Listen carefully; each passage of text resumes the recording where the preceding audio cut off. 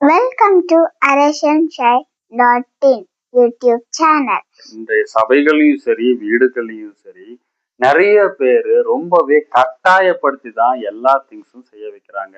நம்ம ஜெபிக்கிறதாகட்டும், பைபிள் படிக்கிறதாகட்டும், இல்லைன்னா ஜெப கூட்டங்களுக்கு வர்றதாகட்டும், ஆட்களுக்கு பயந்து, விசுவாசிங்களுக்கு பயந்து, இல்லைன்னா ஊழியக்காரங்களுக்கு பயந்து தான் நிறைய விஷயங்கள் செய்யப்படுகிறது. இன்னும் சொல்ல போனா சில காரியங்கள் அவங்களுக்கு என்னன்னே தெரியாமையே நிறைய காரியங்கள் செய்ய வைக்கிறாங்க. இது இந்த காலத்துல மட்டும் இல்லைங்க, அந்த காலத்துல இருந்தே இந்த மாதிரி ஒரு சம்பவங்கள் நடந்துட்டு தான் இருக்கு. ஆனா இப்படி நடக்கிறதுனால என்ன பிரச்சனை பிரதர்? எப்படியோ அவங்க ஆவிக்குரிய விஷயத்துல வளர்ந்து வர்றாங்க, ஆவிக்குரியவங்களா மாறுறாங்க அப்படின்னு நிறைய பேர் பேசுறவங்க இருக்காங்க. இன்னொரு தரப்பினர் என்ன சொல்றாங்கன்னா, நம்ம எதுவுமே கட்டாயப்படுத்தி செஞ்சாதான் அது சரியான வழியில வந்து சேரும், இல்லைன்னா அது நடக்காது அப்படின்னும் கருத்து சொல்றாங்க. மோசே இஸ்ரவேல நடத்தும் பொழுது பல காரியங்களை கட்டாயப்படுத்தி தான் நடத்துறாரு. எப்படியாவது அவங்கள ஆண்டவருக்குள்ள நடத்திடணும் அப்படிங்கிற ஒரே எண்ணத்தோட தான் நிறைய விஷயங்கள் சொல்லி கொடுக்குறாரு. ஆனா சொல்லி கொடுத்ததோட கடைசியில அவர் என்ன சொல்ல வர்றாருன்னா, நீங்க இந்த வழியை விட்டு மாறி போயிட்டீங்கன்னா ஆண்டவரும் உங்களை கைவிட்டுருவாரு அப்படின்னு சொல்றாரு. மோசையின் காலத்திற்கு பிறகு பின்னால தலைமை வகிச்ச யோசுவாவும் தன்னால இயன்ற வரைக்கும் இஸ்ரவேல் ஜனங்களுக்கு நல்லொரு தலைவனாக இருந்து வழி நடத்துறாரு. இஸ்ரவேலுடைய எல்லா கோத்திரங்களுக்கும் தங்களுடைய காரியங்களை எல்லாம், இடத்தையும், தங்களுடைய தங்க வேண்டிய இடங்களை எல்லாம் பிரிச்சு கொடுக்கிறாரு. கர்த்தருடைய வேதத்தையும் கர்த்தருடைய கட்டளைகளையும் சரியா சொல்லி கொடுக்கிறாரு. அது வரைக்குமே நல்ல பாதையில நடக்கிற இஸ்ரவேல் ஜனங்கள் நியாயாதிபதிகளின் காலத்துல பாத்தீங்கன்னா கர்த்தருடைய வழியை விட்டு அவங்க அந்நிய விக்கிரகங்களை வணங்கினதாக நம்ம படிக்க முடியுது. நிறைய நியாயாதிபதிகள் அவங்களுடைய காலத்துல மட்டும்தான் கண்டிப்பா நடத்தினதுனாலேயே அவங்க ஆண்டவருடைய காரியங்கள்ல உண்மையா இருந்திருக்காங்க. அதுக்கு பிறகு திரும்பவும் ஒவ்வொரு நியாயாதிபதியை பத்தி நம்ம படிக்கும் போதும் பின்னால திருப்பியும் ஆண்டவரை விட்டு விலகி போனாங்க. ஆண்டவர் இடத்துல இருந்து அவங்க வழி மாறி போனாங்க, பிற தெய்வங்க கிட்ட போனாங்க, பிற விக்கிரகங்களை வணங்கினாங்க அப்படின்னு தான் நம்ம வாசிக்க முடியுது. இப்படியே தொடர்ந்து வரும்போதும் ராஜாக்களுடைய காலத்திலும் பாத்தீங்கன்னா இதே சம்பவம் தான். தாவீதுடைய காலத்துல இஸ்ரவேல் ஜனங்கள் ரொம்பவே பயபக்தியா இருக்காங்க. ஆனா தாவீதின் காலத்திற்கு பிறகு சாலமோன் அவருடைய இளம் வயதுல ஆண்டவருக்கு பயந்து இருந்தாரு. ஏன்னா தாவீது சொன்ன கட்டளைகளை சரியா பின்பற்றக்கூடிய தீர்க்கதரிசிகள், அதே மாதிரி மூப்பர்கள் இருந்தாங்க. அவங்க இருந்த காலம் வரைக்குமே அது சரியா போயிட்டு இருந்துச்சு. ஆனா சாலமோனுடைய முதிர் வயதுல பாத்தீங்கன்னா ஆண்டவருடைய காரியங்களை விட்டு முழுமையா அவர் பின்வாங்கி போயிட்டாரு. அவர் மணந்த பல பெண்களும் அவரை வழி விலக பண்ணதாக நம்ம வாசிக்க முடியுது. இது ஏன் அப்படி அவர் வழி விலகி போனாரு அப்படின்னு கேட்டீங்கன்னா, பல காரியங்கள் சாலமோனுடைய காலத்துல தாவீது சொல்லி கொடுத்த காரியங்கள் கட்டாயத்தின் பேரில் அல்லது இதை இப்படித்தான் செஞ்சு ஆகணும் அப்படின்னு சொல்லி கொடுத்த காரியங்கள்னால அப்படியே அவர் ஃபாலோ பண்ணியிருக்காரு.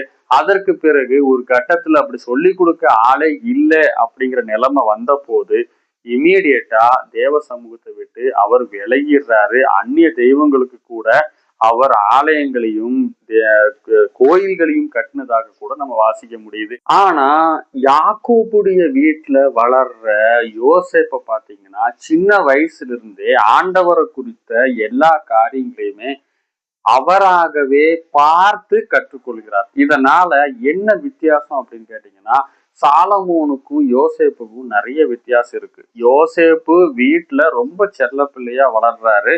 வளர்ந்து அண்ணன்மாருடைய எதிர்ப்புனாலையும் அவங்க இருக்கிற கோபத்தினாலையும் அடிமையாக எகிப்துக்கு போறாரு.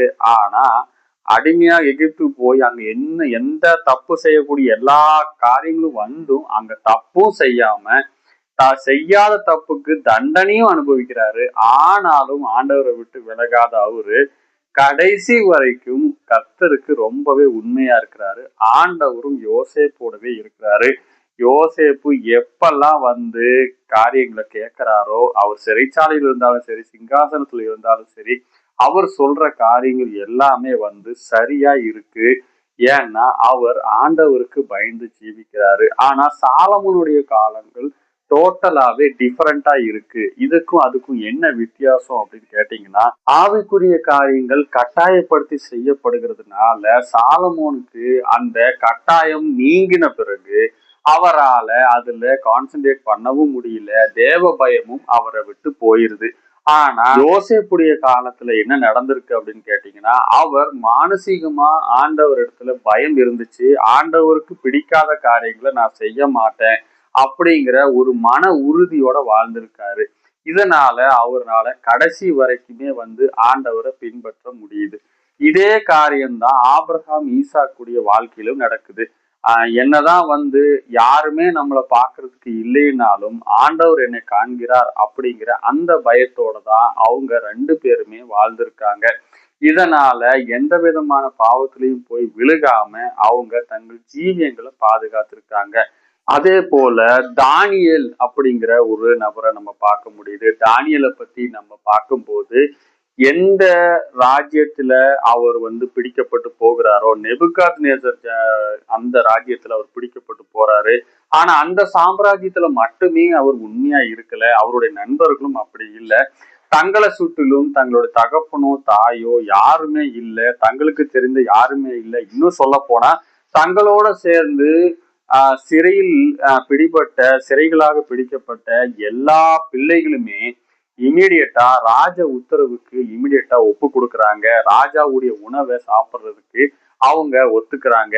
ஆனால் இந்த தானியலுடைய ஃப்ரெண்ட்ஸ் மட்டும் அதுக்கு ஒத்து போகவே இல்லை. சாத்ராக், மேஷாக், அபேத்நேகோ இல்ல தானியேல், இந்த 4 பேருமே ஆண்டவருக்காக அந்நிய தேசத்துல கூட உண்மையாக இருக்கிறாங்க. இன்னும் சொல்ல போன ஏறக்குறைய 6 ராஜாக்கள் அவருடைய ஆட்சி காலத்திலும் சாம்ராஜ்யங்கள் மாறுது, ஆட்சிகள் மாறுது, ராஜாக்கள் மாறுறாங்க. ஆனா தானியேலின் உண்மையும் தானியேலின் பக்தியும் மட்டும் குறையவே இல்லை. அப்படியே இருக்காரு. எந்த விதமான அழுத்தமும் எந்த விதமான சோதனையும் தானியேலுடைய நண்பர்களையோ கலங்கமுற்ற செய்யவே இல்லை. அவங்க உறுதியாகவே இருக்காங்க. சோ இதுக்கெல்லாம் காரணம் என்ன அப்படின்னு சொன்னா, அடிப்படையாக சின்ன வயசுல தானியேல் கற்றுக்கொண்டு வந்த அந்த ஆவிக்குரிய பாடங்களை அவர் கடைசி வரைக்கும் ஃபாலோ பண்ணியிருக்காரு. ஆனா இந்த நிலை இல்லாத மற்ற பிள்ளைகளால அவங்களுடைய சோதனைகள்ல இல்லைன்னா கடினமான உத்தரவுகள்ல கட்டளைகள்ல அவங்களால நிக்க முடியல. அவங்க விழுந்து போறாங்க. அதனாலேயே தானியேல் சாப்பிட்ட சாதாரண உணவு கூட மற்ற பிள்ளைகளை விட அவங்கள சிறப்பான நல்ல சரீர புஷ்டியோட மாத்துது. சரீரம் மட்டும் கிடையாது, ஆவிக்குரிய ஜீவியத்திலும் அவங்க புஷ்டி உள்ளவங்களா இருக்காங்க. இன்னும் சொல்ல போனா சிங்கத்தையும் அக்கினியின் சோதனையும் கூட அவங்க ஜெயிக்க முடியுது. சோ இந்த மாதிரி பிள்ளைங்க தான் இந்த காலத்துல, இந்த நவீன காலத்துல தேவைப்படுறாங்க. எனக்கு தெரிந்து பல பெற்றோரும் இன்னைக்கு என்ன வருத்தப்படுறாங்க அப்படின்னு சொன்னா, எங்க பிள்ளைங்களை பயபக்தியா வளர்த்தோம், ஆனா குறிப்பிட்ட காலத்திற்கு பிறகு அவங்களுக்கு அந்த பயபக்தியே இல்லாம போச்சு. ஆண்டவரை விட்டு முழுமையா விலகி போயிட்டாங்க. இல்லைன்னா நாங்க சின்ன வயசுல கற்றுக் கொடுத்த நிறைய காரியங்களை அவங்க ஃபாலோ பண்ணல, இல்லைன்னா ஆண்டவர் விட்டு விலகி போயிட்டாங்க அப்படின்னு வருத்தப்படுறாங்க. இதுக்கு எல்லாம் முக்கியமான காரணமாக அமையிறது ஆவிக்குரிய கட்டாயம் அப்படின்னு சொல்லலாம். இந்த ஆவிக்குரிய கட்டாயத்தினாலதான் நிறைய பிள்ளைகள் இன்னைக்கு கிறிஸ்துவ உலகத்துல நடிகர்களாக மாறுறாங்க. இன்னும் சொல்ல போனா அவங்கள் எதற்காக அழைக்கப்பட்டாங்க, எதற்காக இந்த கிறிஸ்துவ உலகத்துல இருக்காங்க, இல்லைன்னா கிறிஸ்துவ குடும்பத்துல ஏன் பிறந்தன்னு கூட யோசிக்கக்கூடிய நிறைய பிள்ளைகள் இருக்கிறாங்க. இதுக்கு எல்லாத்துக்குமே காரணம் என்னன்னு கேட்டீங்கன்னா, இந்த ஆவிக்குரிய கட்டாயம் தான். எனவே இந்த ஆவிக்குரிய கட்டாயத்திலிருந்து நம்ம பிள்ளைங்களை முழுமையாக விடுதலை செய்வோம். கிறிஸ்துவ உலகம் இல்லைன்னா சபை அப்படிங்கிறது, இல்லைன்னா குடும்பம் அப்படிங்கிறது அவங்களுக்கு சிறையாக தெரியக்கூடாது. அவங்களுக்கு அது பரலோகமாக தெரியணும். உலகத்தை கிறிஸ்துவ குடும்பங்களுக்குள்ள கொண்டு வரக்கூடாது, சபைகளுக்குள்ள கொண்டு வரக்கூடாது. ஆனா சரியான விளக்கங்களை நம்ம கொடுக்கும் போது அவங்க கண்டிப்பாக நல்ல ஊழியக்காரங்களா, நல்ல விசுவாசிங்களா, ஆண்டவருக்காக எழுப்பி பிரகாசிக்கிற பிள்ளைங்களா கண்டிப்பாக மாறுவார்கள். இன்னும் சொல்ல போனா இந்த மாதிரி நிறைய சம்பவங்கள் நம்ம பைபிள்ல பார்க்க முடியும். கட்டாயப்படுத்தி செய்யப்பட்ட பல காரியங்களுமே தோல்வியை தான் சந்திச்சிருக்கு. எதுக்கு சொல்லணும், இயேசு தன்னுடைய சீஷர்களோட இருந்த காலம் வரைக்குமே அவர்கள் சொந்தமாக எந்த காரியத்தையுமே ஒழுங்கா செய்யல அப்படிங்கிறதா உண்மை. இயேசுவாக கூப்பிட்டு சிஷ்யர்களை ரெண்டு ரெண்டு பேரா ஊழியத்துக்கு அனுப்புறாரு. ஊழியத்துக்கு அனுப்பும் போது கூட எல்லா காரியங்களையும் சரியா சொல்லி அனுப்புறாரு. பரலோக பிதாவே அப்படின்னு ஜெபம் பண்ண கூட அவர் சொல்லி கொடுக்குறாரு. பிசாசுகளை துரத்துறதை பற்றியும் திரும்பி அவர் வர்றதை பற்றியும் எல்லா காரியங்களுமே அவர் சொல்லி கொடுக்குறாரு. ஆனால் அந்த இயேசு, தங்களுக்காக அற்புதம் செய்த இயேசு, தங்களுக்கான ஆகாரத்தை கொடுத்த இயேசு, தங்களுக்கு படிப்பினையை கொடுத்த இயேசு, வாழ்க்கைனா என்னன்னு சொல்லி கொடுத்த இயேசு, எல்லா காரியங்களுமே சொல்லி கொடுத்த இயேசு திடீர்னு ஒரு நாள் சிலுவையில அறையப்பட்டு அவர் மரிச்சிட்டாரு அப்படின்னு தெரிஞ்ச உடனே இமீடியட்டா அவங்க சிதறி ஓடுறாங்க. சிதறி ஓடினவங்க அதோட இருக்கல, ஒரு வீடுல போய் அவங்க மறைஞ்சு பயந்து ஜீவிக்கிறாங்க. அந்த மறைஞ்சு பயந்து ஜீவிக்கிறவங்களோட இயேசு சந்திக்கும் போதே உங்களுக்கு சமாதானம் அப்படின்னு தான் சொல்றாரு. ஏன்னா அவங்களுடைய பயம் இன்னுமே அவங்கள விட்டு நீங்கள. இன்னும் சொல்ல போனா, நான் திரும்பவும் வருவேன் அப்படின்னு சொன்ன அந்த வார்த்தையை அவங்களால விசுவாசிக்க முடியல. தங்கள் கண்களால பார்த்த நபரை மட்டுமே அவங்களால நம்ப முடிஞ்சதே தவிர ஆண்டவர் சொன்ன வார்த்தையை அவங்களால நம்ப முடியல. இதுக்கெல்லாம் என்ன காரணம் அப்படின்னு கேட்டீங்கன்னா, அந்த ஆவிக்குரிய கட்டாயம் தான். இன்னைக்கு சபைகள்லயும் சரி, வீடுகள்லயும் சரி, கிறிஸ்தவ குடும்பங்கள்ல நிறைய இடங்கள்ல என்ன நினைக்கிறாங்கன்னா, எப்படியாவது அடிச்சு, எப்படியாவது உதைச்சு அவனை பைபிள் படிக்க வச்சிட்டோம்னா, எப்படியாவது அவனை ஆண்டவருடைய வசனத்தை மனப்பாடம் பண்ண வச்சுட்டோம்னா கண்டிப்பாக அவன் ஒரு பெரிய ஒரு ஊழியக்காரனா வருவான். இல்லைன்னா ஆண்டவருடைய சமூகத்துல எழும்பி பிரகாசிக்கிற ஒரு வல்லமையுள்ள மனுஷனா மாறுவான் அப்படின்னு நினைக்கிறாங்க. இத பத்தி நிறைய ஊழியக்காரங்களும் சொல்றாங்க. இதற்கு பின்வசனமா என்ன சொல்றாங்க அப்படின்னு கேட்டீங்கன்னா, பிள்ளையாண்டான் நடக்க வேண்டிய வெளியிலே அவனை நடத்தணும். அப்புறம் பெரம்பை கையாளாத தகப்பன் பிள்ளையை கெடுக்கிறான் அப்படின்னு சொல்லி இந்த வசனங்கள் எல்லாமே அவங்க கையாளுறாங்க. ஆனா அன்பார்ச்சுனேட்லி தண்டிக்க வேண்டிய நேரத்துல தண்டிக்கணும், அதை நான் வேண்டான்னு சொல்லல. ஆனா ஆவிக்குரிய விஷயங்களை கட்டாயப்படுத்தி இப்படிதான் செய்யணும், இப்படிதான் இருக்கணும் அப்படின்னு நம்ம கட்டாயப்படுத்தி சொல்றது மட்டும் இல்ல, நம்ம அது எதுக்கு செய்யணும் அப்படிங்கிற காரியத்தை பல தகப்பன்மாரும் பல ஊழியக்காரங்களும் இன்னைக்கு சொல்லி கொடுக்கறது இல்ல. பிள்ளைகள் ஒருவேளை தைரியம் அது எதுக்காக நம்ம செய்யறோம் அப்படின்னு கேட்டுட்டாங்கன்னா, இதெல்லாம் உனக்கு எதுக்கு செய் அப்படின்னு சொன்னா செய்யணும், அவ்வளவுதான், அதுக்கு மேல எதுவும் கேட்கக்கூடாது அப்படின்னு ஒரு விளக்கம் சொல்லி முடிச்சிடுறாங்க. அது ஊழியக்காரங்க சைட்லயும் சரி, குடும்பக்காரங்க சைட்லயும் சரி இந்த விளக்கம் கண்டினியூஸாக நடக்கிறது.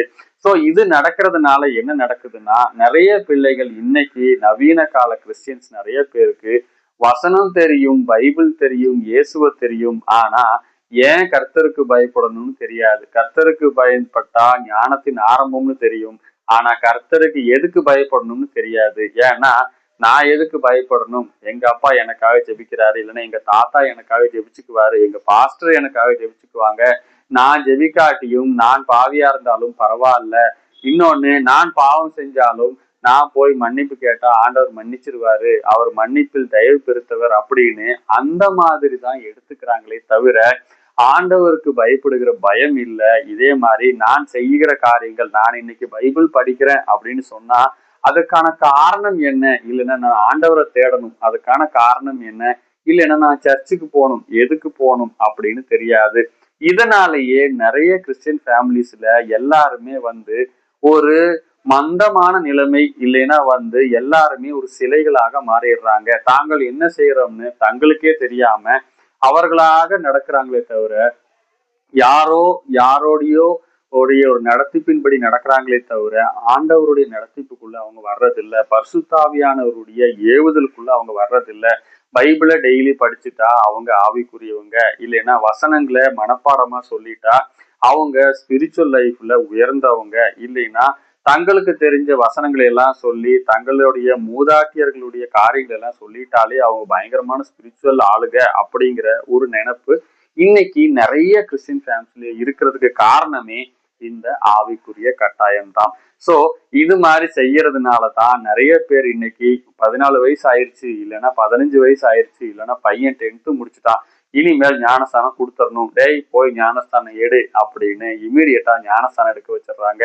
இமீடியட்டா அவனுக்கு இதுனா எல்லாருக்குமே பரிசுத்தாவி வந்துருச்சு, உனக்கு மட்டும் ஏன் வரல, வந்துடணும்டா, வாயில வர்றதெல்லாம் உளருடா அப்படின்னு சொல்லி கொடுக்குற பேரண்ட்ஸும் இருக்காங்க. ஊழியக்காரங்களும் இருக்காங்க. இதோட பின்னணி என்ன அப்படின்னு கேட்டா, பரிசுத்தாவியானவருடைய பலன் என்ன, நான் எப்படி சாட்சியாக மாறுவேன், இல்லைன்னா நான் கர்த்தருக்காக எதுக்கு எழும்பி பிரகாசிக்கணும் அப்படின்னு நிறைய பேருக்கு தெரியாது. நான் எதுக்கு ஃபாஸ்டிங் எடுத்து ஜெபிக்கணும் அப்படின்னு நிறைய பேருக்கு தெரியாது. 7 நாள் எடுப்பாங்க, 21 நாள் எடுப்பாங்க, ஏன் இயேசுவையே தாண்டி 41 நாள் கூட ஃபாஸ்டிங் எடுத்து ஜெபிக்கிறவங்க இருக்காங்க. ஆனா இது எல்லாமே ஒரு ஊழியக்காரங்களுடைய சப்போர்ட்லயும் ஊழியக்காரங்களுடைய கட்டாயத்தின் பேர்ல தான் நடக்குதே தவிர அவர்களுக்கான ஆவிக்குரிய காரியமா அமையறது இல்ல.